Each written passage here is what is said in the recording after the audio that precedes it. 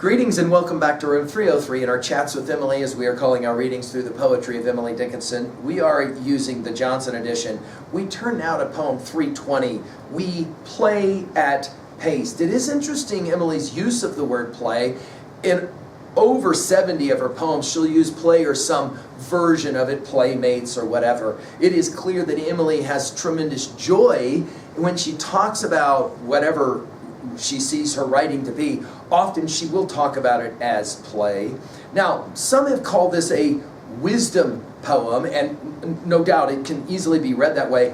I like to as well challenge you to think about this poem as a poem about learning, but you could make the argument that a lot of the poems of Emily Dickinson are poems about learning or discovery, some kind of process, if you will. Now, this is one of those 4 poems that was sent to Thomas Higginson in a first letter, letter 260, where she asked of Higginson, "Is my verse alive?"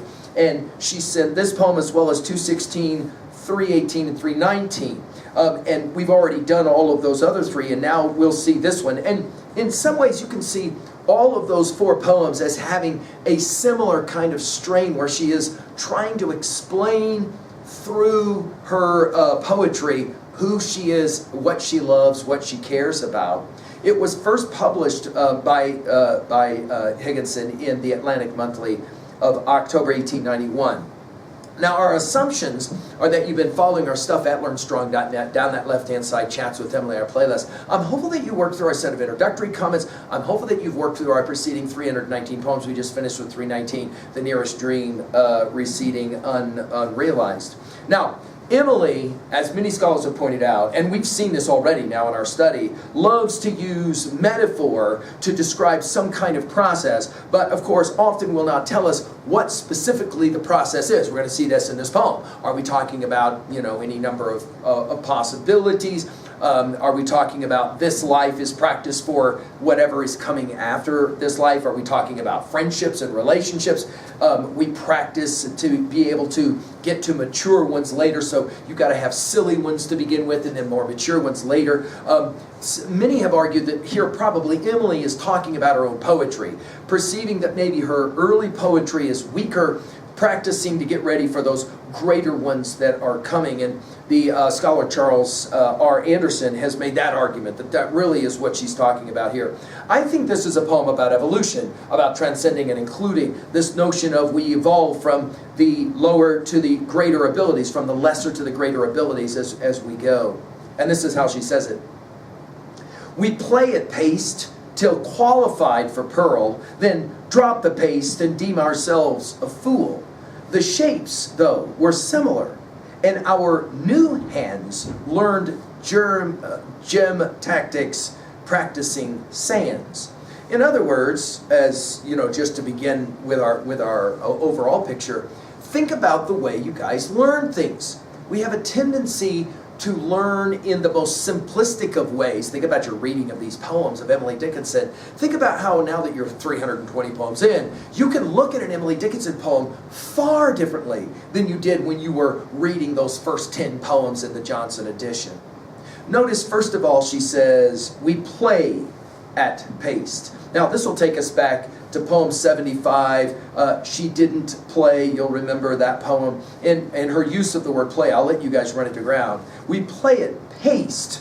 Of course, many have made the comparison between the lowly earth and then the pearl being the extravagant, heaven and the light. We play at paste till qualified for pearl. Now, when we get to poem 425, we're gonna play around with this pearl idea one more time, and we'll come back. I mean, we'll remind ourselves about this one at poem 452. I'm sorry, I said 425. 452. You'll remember it like this: the Malay took the pearl, not I, the Earl. I feared the sea too much, unsanctified to touch, praying that I might be worthy the destiny. The swarthy fellow swam and bore my jewel home to the hut. What lot had I, the jewel got born on a dusky breast, I had not deemed a vest of amber fit.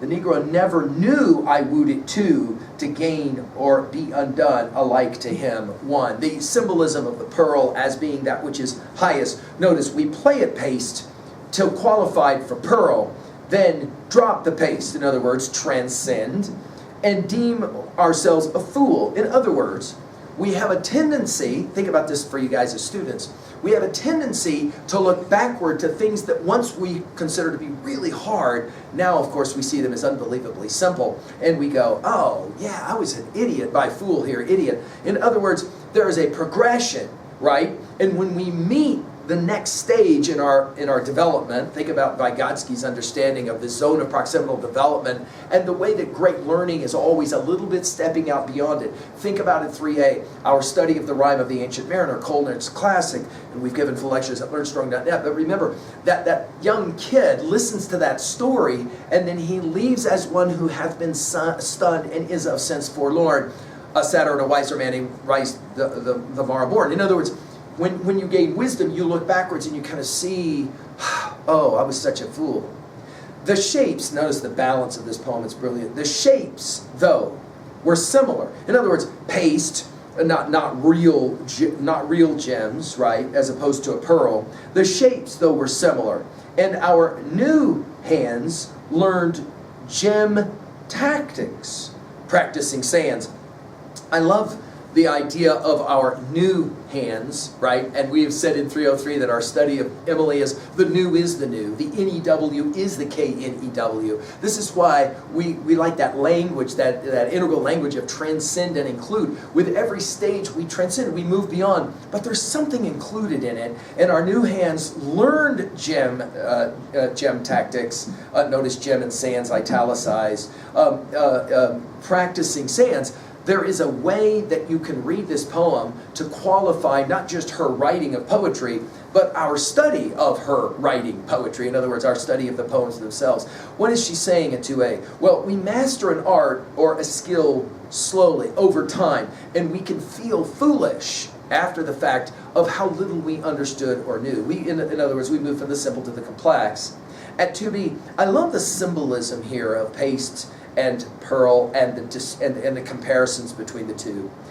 At 3A, a number of scholars have pointed out that Emily might be making a profound reference to a biblical story, the Matthew 13, 45 to 46, the pearl of great price. The idea that one must be willing to sell everything one has to get that pearl.